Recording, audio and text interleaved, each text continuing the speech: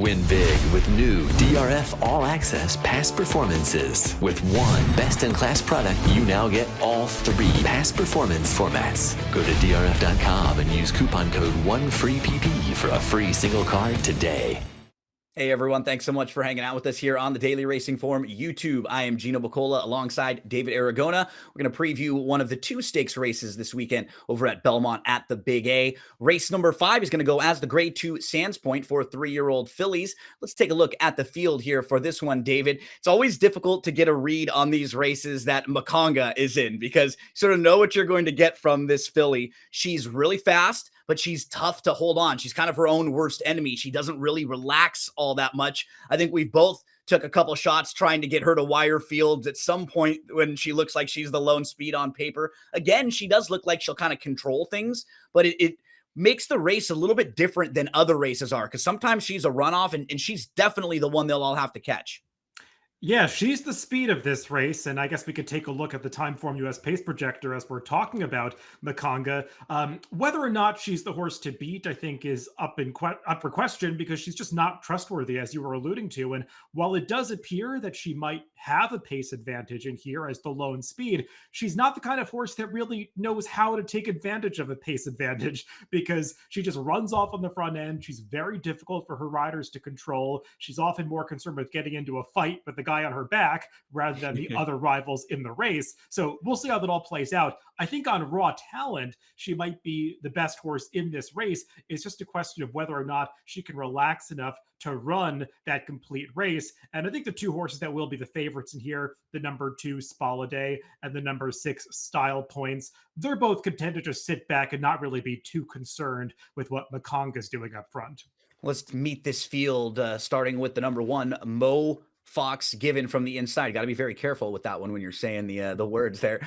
David, this is a horse that I've seen out in Southern California earlier on. I've always gotten such a tough read on this filly because she has a high ceiling. She's not always been the most consistent. She's had some trips, but what's a positive for her, she, I think, has a little more positional speed and versatility than she's been showing late. She's kind of had just different tactics taken through different parts of her career, more of a deeper kind of closer that's going to sit back. I think we can eliminate that Kentucky race last time out. Some horses just don't take to that Kentucky Downs turf course. And when I see that, I'm fine putting a line right through it. I think for this one, I'm kind of curious the price that she'll be in here because she fits, but I'm just wondering what kind of value we'll get on her. Yeah, that's kind of the way I was thinking about Mo Fox Given with the last race at Kentucky Downs, probably being one that you can just overlook. I mean, she didn't run well at all, but you could see from a long way out, she was just not handling the course that day. She wasn't striding out. It just is a race that I'm willing to ignore. And when you go back to her efforts, 2, especially 3, 4, 5 back, they all make her highly competitive against this field. And she was facing horses that I think are a cut above some of the rivals that she's meeting here. I know this is a grade 2 race. I don't know if it's really a grade 2 field. And Mo Fox Given has run well against some legitimate graded stakes competition like Medoro, Dynamic Pricing, Danson and Dixie, and not been overwhelmed by those riders. She's been competitive with them. So I think if she gets back to form, she's one to consider in here. One of the top contenders is the number 2, Spaladay, who was a stakes winner at Monmouth a couple starts back. Most recently was 4th, beaten only a length and a half in the Lake Placid behind She Feels Pretty and Grayosh. We're going to see them running in the QE2 this weekend over at Keeneland. So this is a horse who you know what you're going to get to kind of from the tactic standpoint, David. She just doesn't have a lot of early speed. She's going to sit back. She's going to make one late run. But that late run has been pretty good, and she feels like one of the horses to hold off in here. Yeah, she could go favorite in here, I guess, for the Chad Brown barn coming off those rising speed figures in her recent races. She's one to me that looks a little more appealing on paper than she does when you go back and watch some of her races, because I thought she had a great trip last time in the Lake Placid. And yes, she was facing some tougher rivals than she's meeting here, but she really had every chance that day and just couldn't quite finish with some rivals that I think are superior to her. This is a slight drop in class. She certainly fits, but she is one that can be pretty pace dependent. The number 3, Shade of Pale, will step up to this stakes group right now, coming off of a maiden win over at Belmont at Aqueduct. I thought the visuals in that were pretty good. I like the fact that she's able to put 2 starts together. Generally, when you get some of these Chad Brown runners that debut and that start over at Monmouth, it's probably not the top tier of the string, but in all 3 starts, we've seen a little bit of improvement, and I do like the fact that they're able to string a couple races together. How do you think she stacks up with this group? Yeah, she's definitely come a long way since those early races in New Jersey, and her maiden win last time over this course and distance was solid. I don't love the field that she was facing that day. I don't think there was a whole lot behind her, but she certainly won in dominant fashion. And I guess you have to take it as a good sign that Chad Brown is willing to bypass the first level allowance to run this graded stakes. Maybe it's just the race that came up and he didn't have anybody else to run in this spot. But she does seem like one that's moving forward at the right time.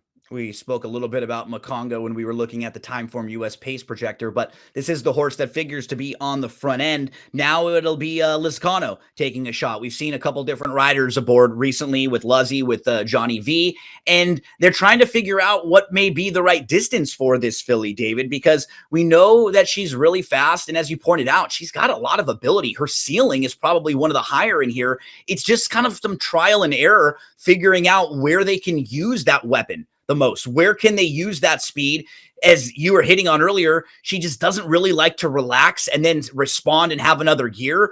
You just sort of want to find a spot for her where she can just run, like let loose it and run and use that weapon of the speed. I'm just not exactly sure where the right distance is for her, but probably better here than when they're going longer. Yes, I don't think that the mile and 3/8 in the Jockey Club Oaks last time is what she really wants to do, especially given the way that she runs. You almost knew ahead of time that she was going to run off on Lane Luzzy that day. And she actually ran, I thought, really well to still be leading with a furlong to go, considering some of the fractions that she laid down. If you look at some of the Timeform US pace figures and the Timeform US PPs for that race, it's pretty impressive how fast she went and still in the mix until the final furlong there. But we saw her do that going shorter distances too, where she ran off in an early duel in that wild applause and actually held on very well to be third that day. But she can be a tough one to rate. Gets a new rider here, Jose Lezcano. If he's able to have the magic touch and get her to ration out that speed, I do think that she could be tough to catch. Next one up will be Curb, the number 5. So some positive for this one's, David. Coming off of a legitimate trouble start last time out, I think you can eliminate that race. The horse got bumped and squeezed back just after the start. Third start of the form cycle now, so could be ready for a really nice effort. But she's going to try turf for the first time, and this is not the easiest spot to do so. Just looking at the direct siblings too on the dam side, there wasn't anything that jumped out at me. Can you make a case for this one in here first time on the grass? Yeah, it does kind of feel like they're just switching to turf to try something new with a horse that has a little bit of pedigree, that's a homebred for a breeding operation, just seeing if she can do something else. Because, well, she's been okay on the dirt. She hasn't really panned out to be anything special on the dirt, so why not try the grass? There's not a ton of turf pedigree here, but, I mean, look, Quality Road is a decent influence, and the Dam, while she didn't produce any horses herself, she is a half-sister to a horse, Amertum, who was stakes placed on the turf. One thing I will note about her, that September 20th Oklahoma turf drill was actually in company with Mentee, who did come back out of that workout and win the Grade 3 Futurity last weekend in his turf debut. So we'll see if Lightning can strike twice with Corb.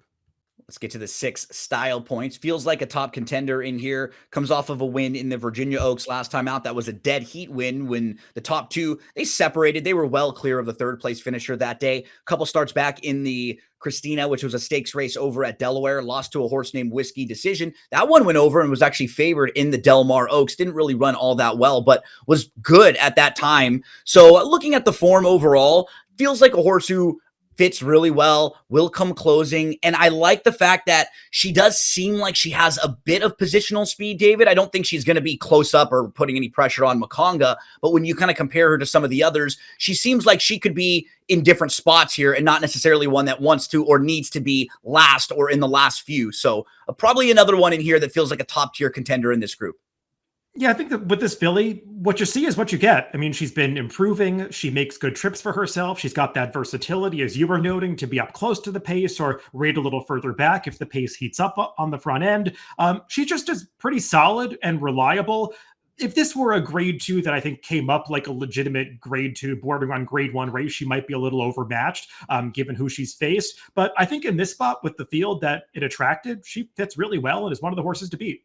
And rounding out the field is Just Deny. This is the body of the field. We have a couple that are entered for the main track only. Just Deny is a horse who comes in off of a runner-up effort in the Jockey Club Oaks Invitational. So grade 3 place now. Was actually well out of it that day, was about 11 lengths off and was behind runoff Makonga. And we see as the race starts to come back to Makonga, who was really impressive, as you pointed out, was still like 3 lengths in front here early in the stretch as we're watching this replay. But my question or kind of concern with Just Deny would be, I actually think she's a little better going longer with more distance. And now the cutback to 1 1/8. I think she's got some ability, but I'm not sure if this will benefit her as much. Yeah, I don't like her very much turning back in this spot. I think the 1 3/8 distance really worked for her. She seemed to really blossom in some of those 3-turn marathon races.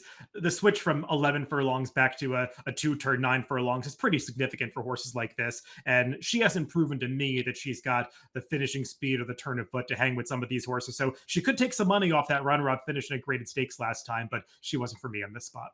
Let's take a look at the selections here. As we do, if you can, head on below and subscribe to the YouTube channel below, and you'll get videos just like this for all the big races. We have another one coming up for the 7th race at Belmont at the Big A, which is the second of 2 stakes races on Saturday. David, you're going to go to the 1 Mo Fox Given. Are we looking for a little bit of value there for a horse who we know has a pretty high ceiling?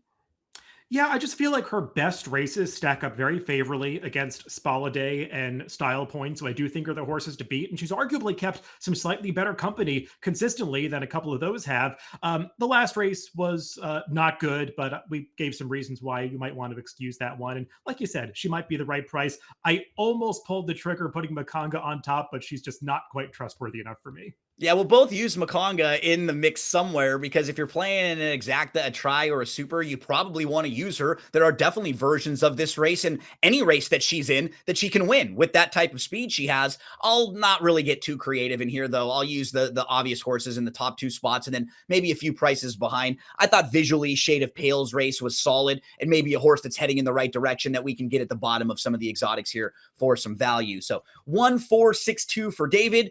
6, 2, 3, 4 for me. However you're playing race 5 on Saturday at Belmont at the Big A, we wish you the best of luck. Hey, let me give you a hot tip.